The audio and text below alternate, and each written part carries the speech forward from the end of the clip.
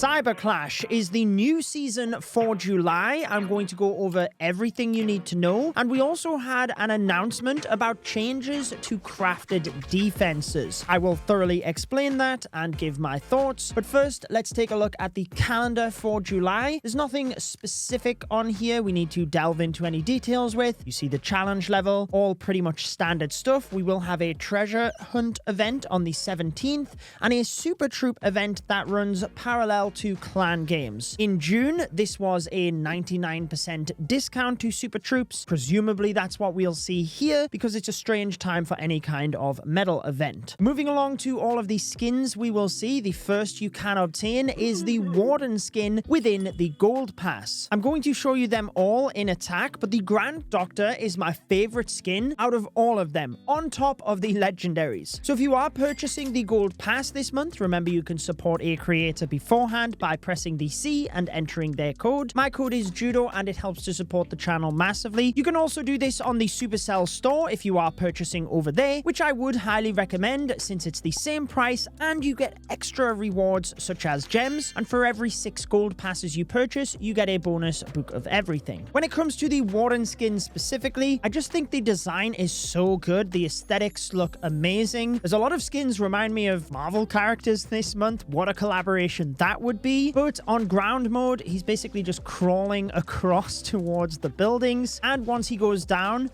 just gets obliterated into different parts. On air mode, it's not like this was just duplicated. Obviously, he's flying, the attack animation is similar, but then the knockdown effect is completely different. The next hero skin available on the 5th of July will be the Minion Inventor skin, and this is my favorite Minion Prince one to date. There's a cool effect once you first deploy him. I love that he has the orb spinning around, which then is used to attack, so even the attack animation looks a lot different to normal, and his knockdown animation I think is just so funny. Next up, on the 7th of July, we will have the Royal Officer, again being a legendary. So the legendaries typically go for $9.99, that is US dollars. The animations within the Hero Hall remind me very much of the Royal Ninja skin. I love the little police gadget that is following the Royal Champion around. To be honest, for me, there's nothing too special for the Royal Champion. I do like the glow around the spear on the attack animation, and there's something a bit different with the knockdown where you have that red circle. Might be a little bit annoying for some players unless you're looking to use a revive spell, of course. And I'd say this is pretty similar for the Barbarian King as well. Aesthetically, when you look at this skin and you see it within the Hero Hall, it looks amazing. When it comes to actually using the king in an attack, I again like that once you deploy the hero, there is a nice little effect. We've never really seen that before from a lot of skins, so I love that addition. Attack animation and as he's moving around, nothing great standing out to me. Obviously, when it comes to cosmetics, they are very personal and it depends what you like best. But again, I do like the knockdown animation where his arms are just dislocated. There is a couple of them that are just very funny this month. Moving to the final hero skin that will be available, this is the Renegade Queen. I'm not sure this entire set is my preference in style. A couple of them I think look great, but a couple of them, they're certainly not my favorite. But I will say that, again, you can see on the attack animation of the Queen, I do like that each of the hero skins this month, it is very clear to see when they are attacking. As much as I enjoyed the Dark Days theme, it was a little bit difficult to see the attacks on a couple of the hero skins. The scenery, it looks great. The color theme matches exactly what they're trying to hit this month. I just have a lot more that I would prefer to use over this one. There are some really cool effects. I think some of the holograms around the base are pretty nice. You have a bit of a story with the screens showing error messages and then the Archer Queen asking for help. I think the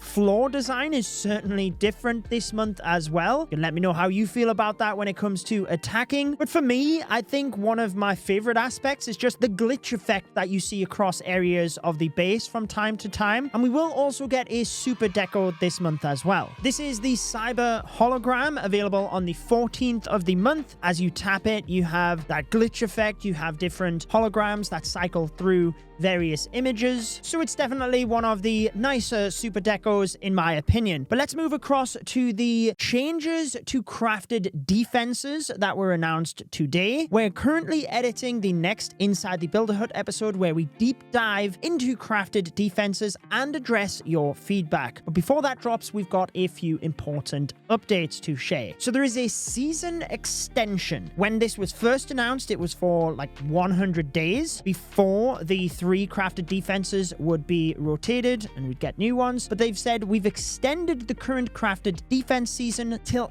after the World Finals in early November. Why? Because we want to give everyone more time to upgrade, experiment, and enjoy the feature. I think this probably allows them to gather more data as well. I was in Finland earlier this week. That's why I haven't been able to bring my update review video, but I did numerous interviews with the Clash of Clans team to celebrate 100,000 subscribers here on the second channel. So thank you so much for the support. I'm putting a lot of work into those so that you know how much I appreciate the support here as well. But the 4 interviews I did with the Clash team will be releasing across July, and I deep dove into crafted defenses, and I gave them a lot of feedback when I was there as well, because as much as I like the idea of rotating the meta, so we have 3 different defenses every time, I love what they're trying to do to give maxed players something to do but allow players of lower level to catch up. But essentially, if players don't feel like they can be maxed, then that is just a demotivating factor, even though the players that they are trying to help are the ones that aren't maxed. So I definitely addressed those concerns to the team, especially from a free-to-play perspective. I think there needs to be changes, but one thing I stress to the team is they're more than leaning into temporary content. I think we should get some sort of cosmetic-based reward, and this is potentially what we're looking at here, because it says permanent reward. We hear you. People want something permanent for their temporary content. We are working on a solution to be announced later, but fear not, your effort on crafted defenses will not be lost. More details on the reward will be revealed at a later date. Sounds like they're not too sure on what it is, but they agree they want to give us something permanent. And I think that's great, because even back when I used to play Call of Duty, there's a reason you would prestige and reset your weapons just to improve your icon. They could do that in Clash of Clans with the superchargers and the crafted defenses. As much as I like what they're trying to do, it's just too much for a free-to-play player, and there needs to be balance for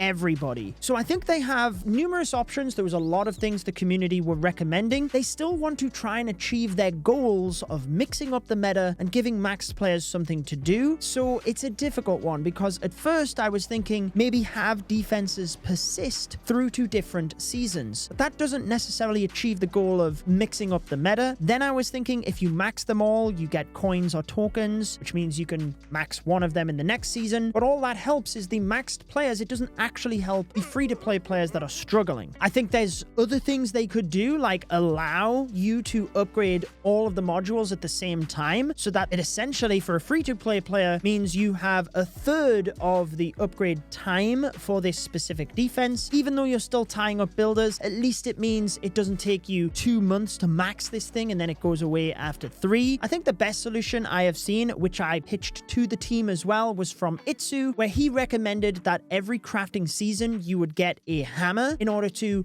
max one of the defenses, whichever one you wished, and the maxed players that would actually upgrade the others, they had the benefit of flexibility, swapping the defenses in and out. But what it would do is allow the free-to-play players something to look forward to, completely flip the narrative that this is not even more that you have to do at the end. I seen a very well-constructed comment that essentially said that yes, a lot of people quit the game when people are maxed, but that also, if someone feels they can never be maxed, that's another reason they would quit. And that's one of the reasons I think the hammer approach is a really good one, but I think they still just need to make multiple adjustments here to make sure that Clash can be enjoyed by everyone, whether you're free to play, super active, casual. Obviously there's going to be differences, but there certainly has to be a balance, and I feel like for many players this just was a tipping point. The team certainly have listened, they've put out this, and looks like we will be getting some level of changes, which which is good. Whilst the team is a business, they need to make money, they have the best intentions at heart as well. They want to make a game that we can enjoy, so I know that they will have not been necessarily happy with the reception, and that's where they're looking to improve this. But like I said, I deep dove into these within the interviews with the Clash of Clans team, so be sure to subscribe in order to see those. I'll pop a subscribe button on your screen, but I'll also place the upcoming balance changes that were announced. If you have not seen those, there's a couple of nerfs to defenses and buffs to troops. I go over all of them in this video. Enjoy the rest of your day.